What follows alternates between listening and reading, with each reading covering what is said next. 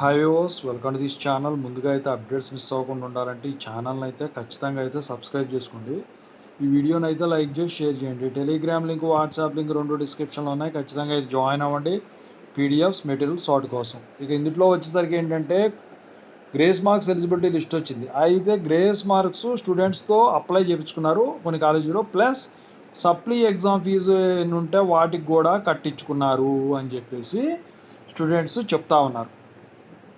అది ఎందుకు చేస్తున్నారు దాని గురించి ఇప్పుడు మాట్లాడుకుందాం. ముందుగా అయితే ఇన్స్టాగ్రామ్ లింక్ కావాలంటే డిస్క్రిప్షన్లో ఉంది, దాంట్లోకి వెళ్ళి డౌట్స్ పెట్టండి. ప్రతిరోజు తెలుగు ఇంజనీరింగ్ ఎడ్యుకేషన్లో డౌట్స్ వీడియో పెడుతున్నాయి.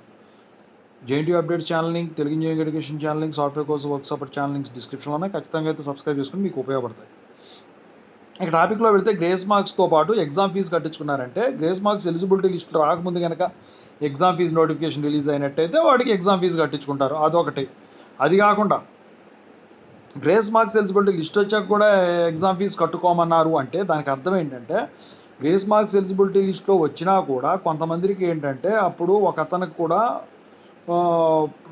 రిజెక్ట్ చేయడం జరిగింది. అదేంటని అడిగితే యూనివర్సిటీ వాళ్ళని ఫ్యాకల్టీ ఎలిజిబిలిటీ లేని మేమేం చేస్తామని చెప్పడం జరిగింది రీఅడ్మిషన్ క్యాండిడేట్. ఆ తర్వాత అతన్ని మళ్ళీ చేసి పంపించడం జరిగింది అనుకోండి, అది వేరే విషయం. ఎందుకంటే గ్రేస్ మార్క్స్ జనరల్గా వచ్చేసరికి ఎగ్జామ్ ఫీజు ఎప్పుడు కట్టించుకుంటారంటే ఒకవేళ డైరెక్ట్గా కనుక అప్లై చేయించుకుంటే ఒకవేళ ఎలిజిబిలిటీ అని మీకు తెలిసిన వాళ్ళకి తెలిసినా ఒకవేళ యూనివర్సిటీ వాళ్ళు రిజెక్ట్ చేస్తే ఏదైనా కారణం చూపించి అప్పుడు మళ్ళీ కాలేజీ వాళ్ళు ఇబ్బంది పడతారని చెప్పేసి, స్టూడెంట్స్ ఇబ్బంది పడతారని చెప్పేసి ఫీజులు కట్టిస్తున్నారు. అదొక పద్ధతి. రెండో పద్ధతి వచ్చేసరికి ఏంటంటే ఎప్పుడు ఏ రూల్ వస్తుందో తెలియట్లేదు కాబట్టి యూనివర్సిటీ నుంచి, అందుకని చెప్పేసి ఈ గ్రేస్ మార్క్స్తో పాటు ఎగ్జామ్ ఫీజు కూడా కట్టిస్తున్నారు. మీ ఎగ్జామ్ ఫీజు డబ్బులు అయితే వాళ్ళు దాచుకోరు కానీ యూనివర్సిటీకే కడతారు ఎగ్జామ్ ఫీజుకి. ఒకవేళ అదైతే అది, ఇది అయితే ఇది. ఈ లోపుకైనా మీ గ్రేస్ మార్క్స్ రిజల్ట్స్ వస్తే నువ్వు ఎగ్జామ్ రాసే పని లేదు, ఏం కాదు.